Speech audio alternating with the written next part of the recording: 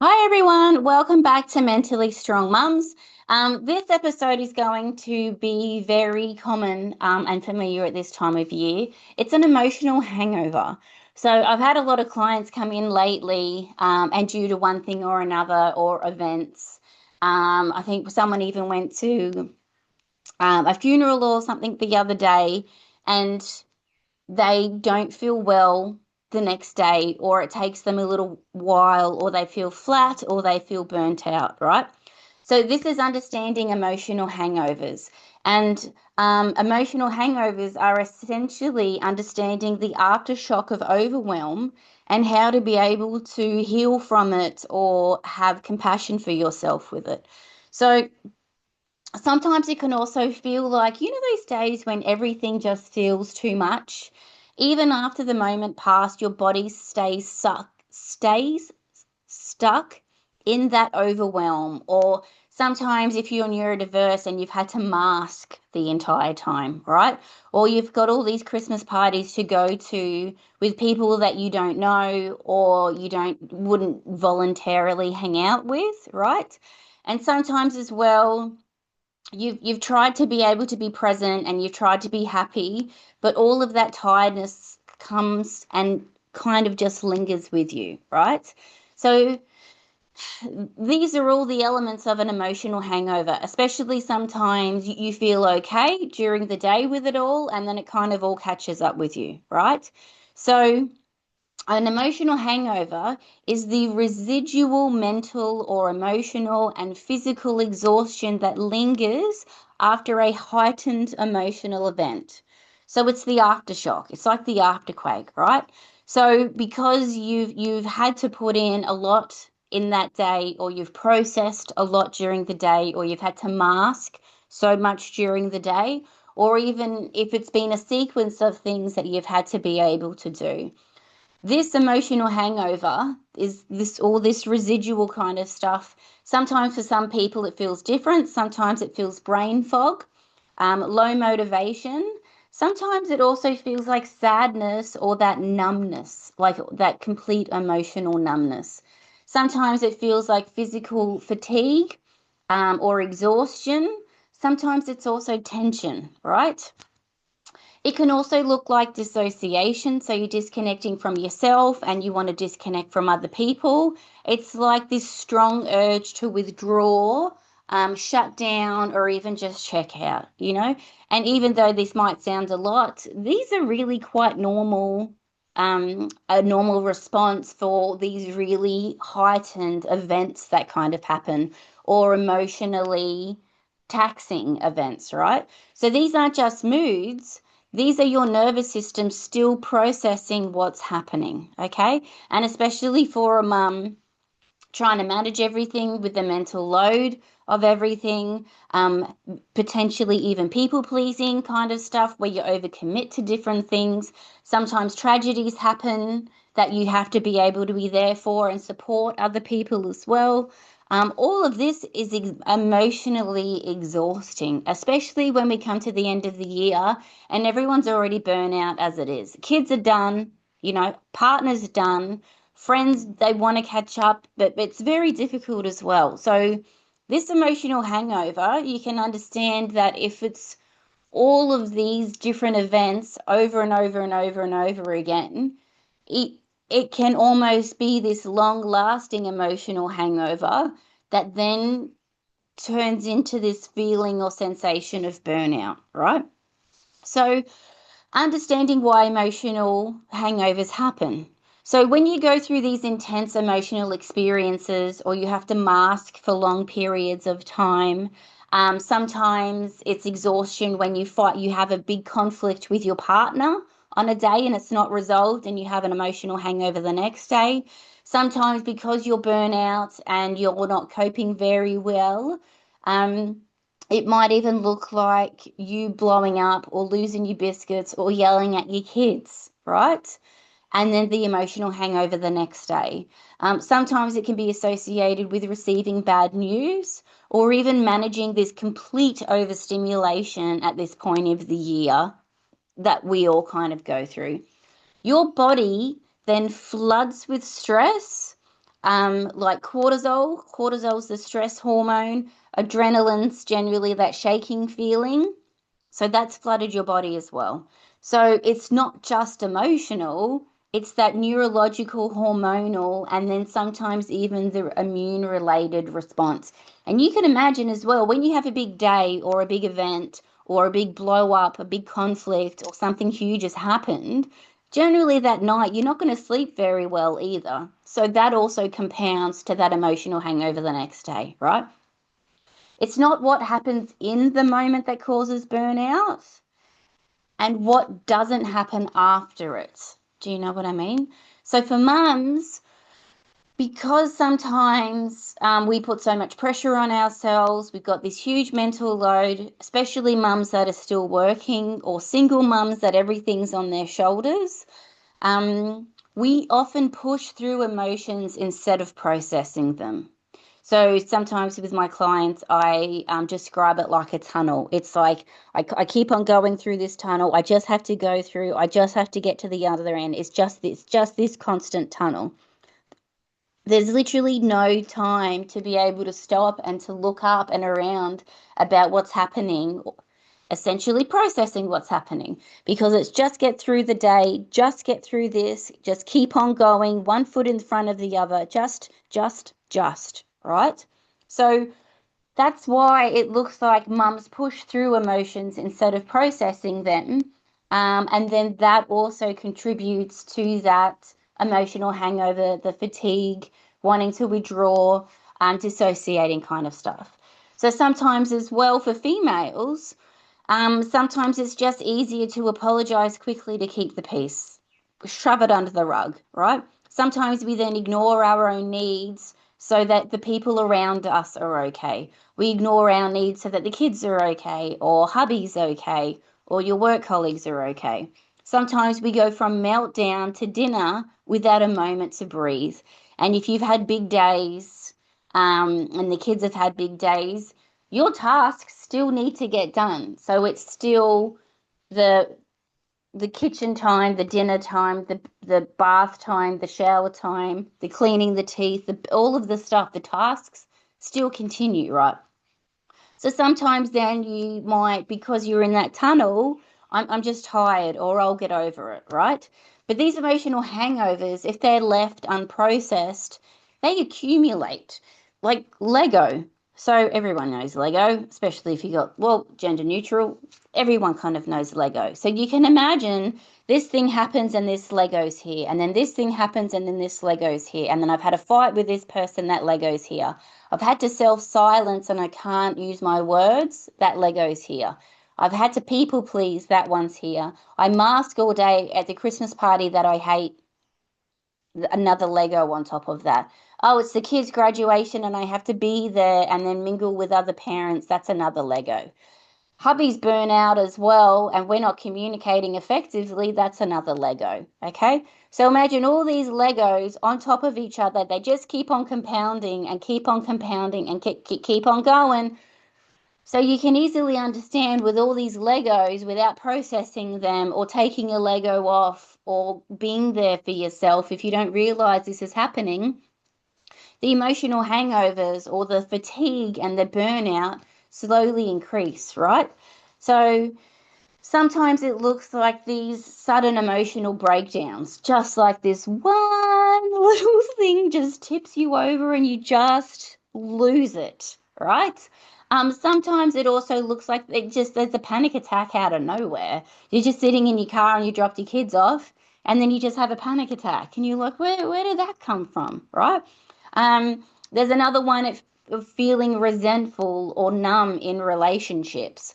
That can also, even though that might be romantic, it can also be friendships. It can also be with your children. It can also be with colleagues. And remember, resentment is part of the envy family. So if you're resentful in some way, you're envious or jealous of something, and if that's not resolved, it then turns into anger, because anger is the primary emotion. Maybe we need to do another emotional intelligence podcast. Anyways, and then the last one is that emotional dysregulation. And then with some people, it looks like autoimmune flares. because you're on empty, you're going through this tunnel, all the Lego is piling up. Your body doesn't have the immune system to kind of look after yourself.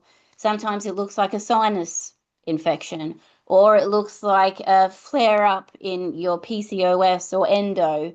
Sometimes it just looks like these headaches that they're just every day, right? And so you can understand your body's trying to communicate with you and go, just stop. But if I have to keep on going, or if I've got my to-do list, or it's the silly season and I've got to, you're then going to ignore your body and going to continue to the things that you kind of have to do, right? So there's essentially 5 phases of an emotional hangover. So one, I don't know, I got to put this hand down, all right, because lower my hand. So first is the trigger. The trigger is this conflict, or it's overstimulation. It can be confrontation, even be a memory. It can be masking, right? 2, the peak is crying or yelling or freezing. It can also be dissociation, and it can also be emotional overwhelm, right? 3, the crash is that exhaustion, the fatigue, the numbness. Sometimes for people it looks like guilt or shame. Sometimes it looks like emotional collapse. I'm ashamed that I can't handle it, or I feel guilty because of this, or I don't feel good enough because of that, right? 4 is the hangover, because you can see that peak of stuff. The hangover is your body's way trying to process it, as we said before. Sometimes it can last for hours. Sometimes it can last for days. It's that mental fog, that low energy. Sometimes it looks like irritability, and sometimes it just looks like sadness for no reason, right? 5, hopefully, this is what we need to work on. 5 is the integration. If you pause to process what's happened, start taking some of your Lego off, stop and hop out of the tunnel and look around. This is when healing happens, okay? Because if not, and it keeps on going, there is the potential to have that kind of complete burnout, or even that stored trauma kind of stuff, right? So you can see how all of this is very logical, whether it be a one-off event like going to a funeral and then having the emotional hangover the next day, whether it's a sequence of events like at the silly season, there's a graduation this day, a Christmas party this way, and then a birthday this day, and then obviously, right? So it's about understanding your body and what you need. So when we want to look at that emotional hangover and trying to integrate or process it or even recover, it's not about fixing it or solving it. It's about acknowledging it, for starters, and then honoring what's happening, right? So one, as we did in that last episode about anxiety and that somatic awareness, somatically understand when you feel this overwhelm or burnout or fatigue or exhaustion or hangover, where is it in your body? Where are you holding it? So some people hold it in their jaw. Some people hold it in your gut. Some people hold it in their shoulders. Breathe into it, name it, stay with it, right? You can even do a progressive muscle relaxation exercise, whether you listen or search my previous podcast or find a really good one on YouTube. Somatic awareness, where are you holding all of this tension, the stress, all of the stuff, right? 2, look at curiosity and compassion with a little self-reflection. What triggered all of this? What need was unmet in that moment? Did I betray myself to keep the peace? Don't try and solve it or fix it. Just acknowledge what's going on. All right? 3, rest without guilt. Okay? You don't need to be productive to earn rest. Take a nap, cancel the thing, sit in the car and cry with a burrito in your hand. Guess what I do? right? So if you rest but feel guilty that you're resting, that's not rest because your brain still feels guilty. That means you're still heightened. That means even though technically you're sitting down, you're not resting. It's still because your brain, right? Giving yourself permission to rest, even if it's for 10 minutes at a time. Just rest and don't feel guilty in this moment for resting. Number 4 is connection or even containment, right? Do you need a safe space to talk to? Do you just need a little vent? Do you need some time out and some solitude to be able to just recharge your batteries, right? So, do you need to connect? Do you need to vent? Do you need to let things go? Or do you need that solitude, that recharge, that peace, that processing, journaling, listening to music, or going for a walk, going for a run? Do you know what I mean? Sometimes then if you don't have that safe person to vent to, sometimes journal or even talk to text or a voice note to yourself and just getting it out of your body, right? Even if no one's there, just get it out of your body, okay? And then maybe once you've done all of this and processed it, that's what it looks like to process it, you're able to then reframe. So this is a part of CBT, cognitive behavioral therapy. Reframe the situation that you're in. Look at it from a new perspective, as if you're putting a new frame on it. Realizing that this isn't a weakness, it's a signal. This emotional hangover means that I felt or I'm overwhelmed or I put too much on my plate. And that's okay. This is a normal response for me doing that. I can survive this moment. My body is very wise. Sometimes I just want to drag my body with me all the time, but realistically, give it a minute. Do you know what I mean? So then when we reflect upon emotional intelligence, when we heal from emotional hangovers out loud, we can then model this self-awareness and recovery for our kids, right? Because they're tired, they're burnt out, they have big days too, do you know? And so they monkey see, monkey do. So whatever you do and what strategies you do, whether they do them with you, they will pick it up and they will eventually copy it. The amount of times that people come in here and say, oh, my mum does that. I didn't know that I did that, but I must have copied that from my mum because I realised I'm turning into my mum. You be that mum that does all of these beautiful things for yourself so that your kids can learn all of this stuff and then accidentally one go, oh, my mum used to do that. I do that all the time. Well, my mum used to do that. I now do that too, you know, all of that. So sometimes if you lose your biscuits at the kids, depending on their age, talk to them about it. Take accountability and heal from that. So remember that rupture and repair.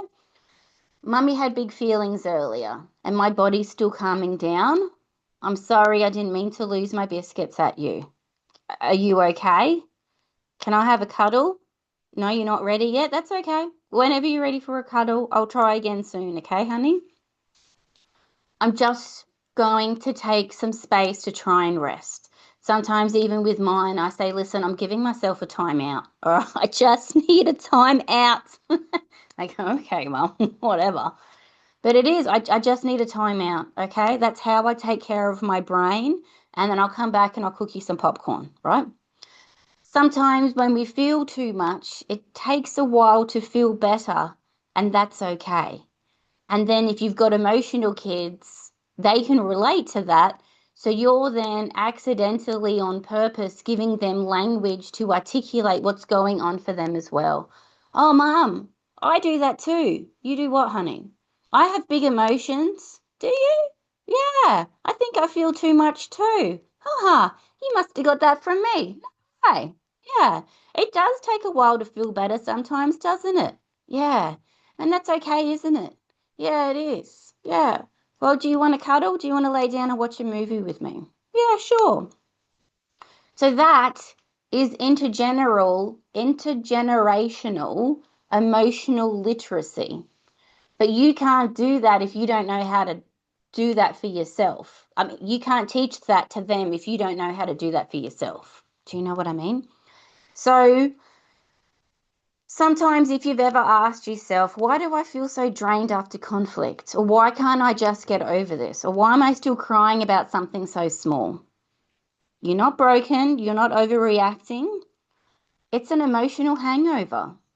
And the more that we honor it and respect and have more compassion and understanding for ourselves, the more mentally strong we become. We can then find the words to articulate to our loved ones around us that what you're going through isn't a weakness. It's a normal part of being a human. Okay? You're not a pack horse. You can't carry all the stuff on your back and then when your back breaks, blame your back for breaking. Do you know what I mean? Emotional strength isn't about avoiding breakdowns. It's about recovering with love and self-awareness and softness.